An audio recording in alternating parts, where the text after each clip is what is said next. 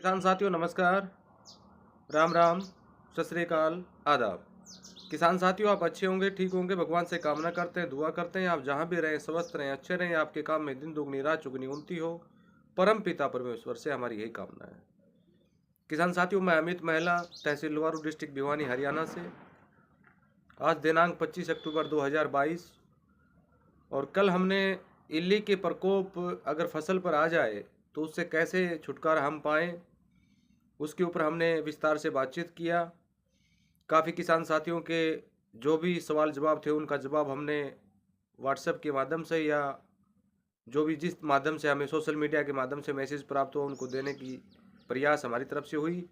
तो साथियों वो जो घोल हमने आपको बताया था वो इल्ली के लिए एक रामबाण का काम करेगा। जो कनेर के पत्तों का कीटनाशक जो बताया था वो इल्ली के लिए रामबाण का काम करेगा। उसका उपयोग आप करवाइए और अन्य साथियों के बीच में भी वो चीज़ आप शेयर कीजिए। आज हम बात करेंगे नाइट्रोजन के दूसरे पार्ट में। नाइट्रोजन के ऊपर एक भाग हम बना चुके हैं और उसके ऊपर हम विस्तार से बातचीत कर चुके हैं। एक तो दालों के माइक्रोन्यूट्रिएंट के बारे में और एक सरसों की खली के बारे में। ये सारी चीज़ें हमारी आपसे पहले भाग में बातचीत पूर्ण हो चुकी है और आज जो हम बात करेंगे जो बाकी उसका पार्ट बचा हुआ है उसके विषय में बातचीत हम आपके लोगों के बीच में करने जा रहे हैं।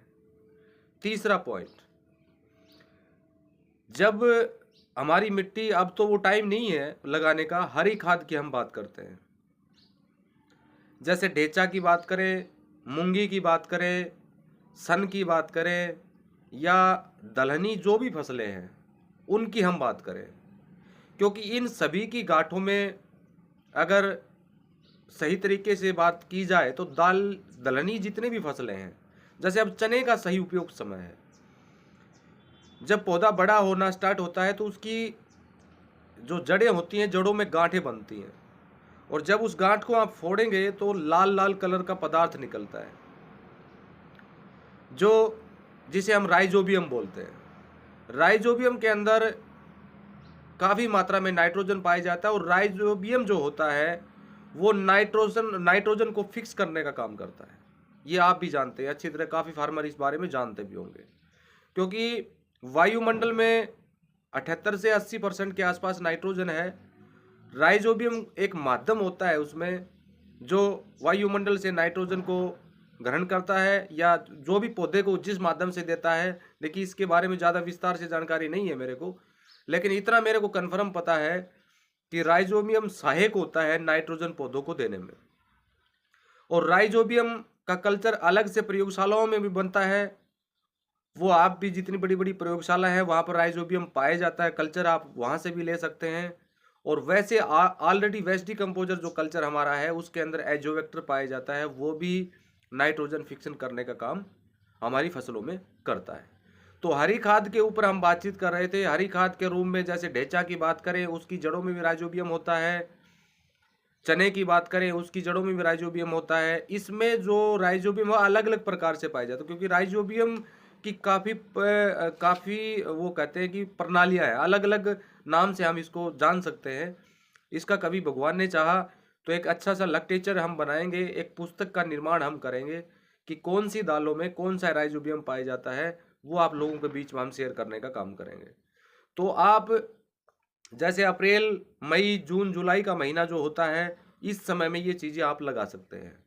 अब आज की जो फसल की हम जो बात करें, जैसे मैं यहाँ से अहमदाबाद की हम बात करते हैं। अहमदाबाद में मैं एक जगह पर गया था काफ़ी साल पहले और उसका उपयोग मैंने पिछली साल अपने खेत में भी किया था।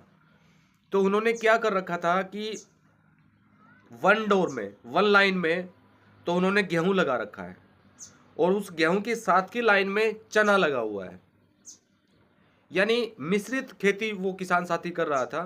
तो एक साइड में चना था, एक साइड में गेहूं था, एक लाइन चने की थी, एक लाइन गेहूं की थी। तो मैंने जब उनसे बातचीत किया तो उन्होंने बताया जी गेहूं को नाइट्रोजन की आवश्यकता ज़्यादा होती है तो ये चना इसको नाइट्रोजन प्रदान करने का काम करेगा और चने को जो आवश्यकता होती है वो गेहूं के माध्यम से उसको प्राप्त होगी, यानी एक दूसरे के वो सहायक बन जाएंगे। तो ये प्रणाली भी आप मिश्रित खेती के बारे में जो हम बात करें तरह तरह की एक ही लाइन में एक फसल कौन सी ले ली, एक फसल कौन सी ले ली, उसमें मेहनत तो काफ़ी है, लेकिन जो किसान साथी जैविक में एक अच्छी कामयाबी को हासिल करना चाहता है तो मिश्रित खेती के ऊपर भी ध्यान दे सकता है। यानी वो एक ही खेत से 6 से 7 प्रकार की फसलें वो प्राप्त कर सकता है। तो आप दूसरा तरीका ये भी अपना सकते हैं। तो हरी खाद जैसे ही हम बात कर रहे थे, हरी खाद जैसे ही 1.5 से 2 फुट के आसपास या 2.5 फुट की हाइट में जब आ जाती है तो उस हरी खाद को पूरा मिट्टी में मिला देते हैं। उसके अंदर काफ़ी मात्रा में, प्रचुर मात्रा में नाइट्रोजन पाया जाता है। एक तरीका ये है। दूसरा तरीका, बकरी का जो मैन्योर होता है, बकरी की मिंगनियाँ जो होती हैं, उसका घोल हम एक तैयार करते हैं। जैसे उसके ऊपर अलग से वीडियो भी बने हुए हैं, माननीय चंद्रा जी का भी वीडियो बना हुआ है, मेरे भी 3-4 वीडियो हैं बकरी की मैंगनी पर। उसमें काफ़ी मात्रा में नाइट्रोजन पाया जाता है। ये सभी साथी जाते हैं, एनपीके प्रचुर मात्रा में पाया जाता है। उसको बनाने का जो तरीका है वो बिल्कुल सिंपल ही है। 200 लीटर का या 100 लीटर का कोई भी आप प्लास्टिक ड्रम आप लीजिए। उसके अंदर अगर 100 लीटर बनाना चाहते हैं तो 100 लीटर तरल वेस्ट डिकम्पोजर का घोल, 200 लीटर बनाना चाहते हैं तो 200 लीटर तरल वेस्ट डिकम्पोजर का घोल। 200 लीटर में अगर बकरी की मैन्योर को आप डालना चाहते हैं तो 30 से 35 किलो। अगर आप 100 लीटर में उसको बनाना चाहते हैं तो उसके अंदर 20 से 25 किलो आप बकरी का मैन्योर को किसी पोटले में बांध के भी छोड़ सकते हैं, और वैसे अगर आप डालना चाहें तो वैसे भी आप डाल सकते हैं। अब यहाँ पर एक क्वेश्चन हमारे सामने बार बार निकल के आता है जी कि हम बकरी की जो मिंगनियाँ होती हैं या बकरी का मैन्योर होता है वो कितने दिन पुराना होना चाहिए।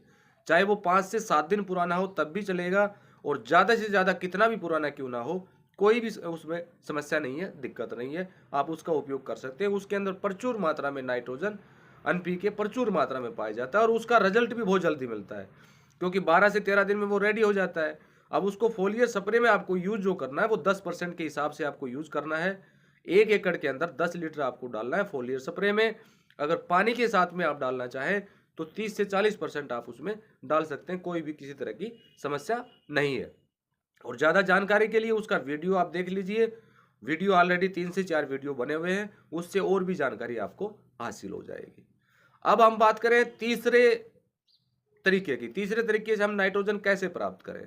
अब अगर हम बात करें, जैसे 10 परनी अरक हम बनाते हैं, 10 परनी अरक के अंदर हम सहजन की पत्तियां भी डालते हैं, या अन्य कोई भी बाहर से उठा के कोई चीज़ें, जैसे तरह तरह के उसमें पेड़ पौधे हम लेते हैं।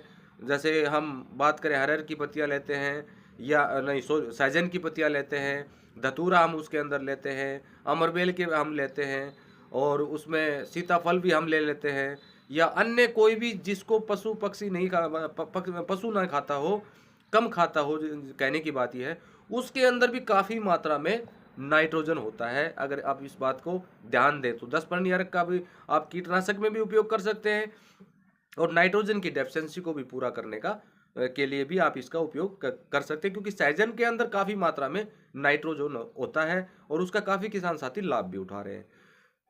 चौथा जो पार्ट है वो आप गाजर घास का उपयोग भी कर सकते हैं।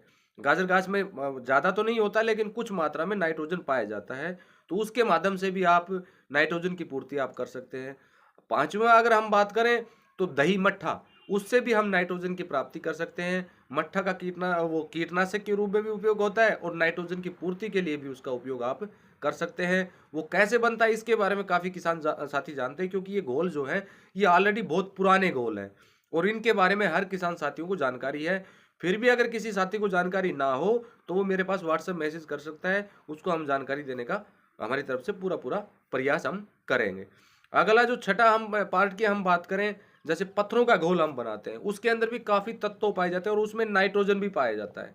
पत्थरों का घोल जो हम बनाते हैं, डिफिन डिफिन प्रकार के पत्थर हम इकट्ठा करके उसको एक ड्रम में डालते हैं, उसमें भी काफ़ी मात्रा में नाइट्रोजन पाया जाता है। लेकिन किसान साथियों यहाँ पर ध्यान देने वाली बातें ये हैं, इसके पार्ट तो काफ़ी है लेकिन वो छोटे हैं और इतना लाभप्रद भी नहीं है, तो उनके बारे में चर्चा करना शायद हमारे लिए कोई ज़रूरी नहीं है। तो ये इतने चीज़ें भी अगर आप बना लेंगे तब भी प्रचुर मात्रा में नाइट्रोजन आप अपने पौधों को देने में सहायक होंगे। ये सारी चीज़ें जब हमारे लिए पॉजिटिव का काम करेंगी, जब हमारी ज़मीन का पीएच मान न्यूनतम स्तर के ऊपर हो और जमीन का ऑर्गेनिक कार्बन 0.97 के आसपास हो, तभी पौधा इनको सोल्यूट करेगा, ग्रहण करेगा। इस बात का विशेष रूप से आपको ध्यान रखना है। तो जब भी आप जैविक खेती की ओर कदम रखते हैं तो सबसे पहले अपनी मिट्टी सुधार के ऊपर ध्यान दीजिए, अपनी ज़मीन को सुधारने के ऊपर ध्यान दीजिए और इसके लिए सबसे आसान तरीका है तरल वेस्ट डिकम्पोज़र जो है, उसका उपयोग आप लगातार कंटिन्यू आप करते जाइए, जितना आप दे पाएँ। यहाँ पर काफ़ी किसान साथी सवाल करते हैं कि सर हम कितना डालें, 2000, 3000, 4000, 5000 कितना डालें? जैसी आपकी आर्थिक स्थिति हो, उसके अनुसार आप तरल वेस्ट डिकम्पोज़र का उपयोग कर सकते हैं। चाहे आप उसमें 2000 डालें, चाहे 3000 डालें, इसका कोई भी साइड इफ़ेक्ट नहीं है। जितना आप ज़्यादा डालेंगे, उतना उसका जल्दी बेनिफिट आपको मिलेगा। और फसल के अवशेष को खेत में मिलाइए। फसल के अवशेष जो होते हैं, जैसे धान की पुआल है, गेहूँ की पुआल है, या बाजरे की पुआल है, या गन्ने की पुआल है, जो भी वेस्ट निकलता है फसलों का, उसको भी अगर आप मिट्टी में दबा के उसको वेस्ट डिकम्पोज़र के माध्यम से करने का काम करेंगे, तब भी आपको बहुत शानदार बेनिफिट मिलेगा, क्योंकि उसमें भी नाइट्रोजन ऑलरेडी पाया जाता है। और इसके साथ साथ में जब ये घोल आप बनाते हैं, इस घोल को छिड़काव की विधि से जब भी आप यूज़ करें, तो हनेंसर का उपयोग अवश्य करें, क्योंकि हनेंसर जो है इसकी मात्रा को 10 गुना बढ़ाने का काम करता है। ये हर वीडियो में हमारे द्वारा बताया गया है। फोलियर स्प्रे में हनेंसर कंपलसरी आप बनाइए, इससे आपको बहुत अच्छा बेनिफिट किसान साथियों मिलेगा। तो नाइट्रोजन का पार्ट जो था वो 2 पार्टों में हमने बनाया। इस पर जो महत्वपूर्ण चीज़ें जो थी, जो आप लोगों के बीच में शेयर करनी थी, उन पर हमने बातचीत की। फिर भी वीडियो से संबंधित या तरल वेस्ट डिकम्पोज़र की आवश्यकता हो, या एक्सपोर्ट की आवश्यकता हो, या आई ड्रॉप की आवश्यकता हो, या फिश अमृत की आवश्यकता हो, या हनेंसर की बोतल की आवश्यकता हो, तो वीडियो पर दिए गए व्हाट्सएप नंबर के ऊपर मैसेज करके आप प्राप्त कर सकते हैं। अगला जो पार्ट हम बनाएंगे वो हम फास्फोरस के ऊपर बात करेंगे। जैसे हम पीएसबी की बातें करते हैं, फास्फोरस की पूर्ति हम अपने खेत में कैसे करें, क्योंकि ये भी हमारी फसलों के लिए महत्वपूर्ण जो है वो तत्व है, पोषक तत्व है, इसकी भी हमें बहुत ज़्यादा आवश्यकता होती है। तो इसी के साथ नमस्कार, जय हिंद, जय भारत।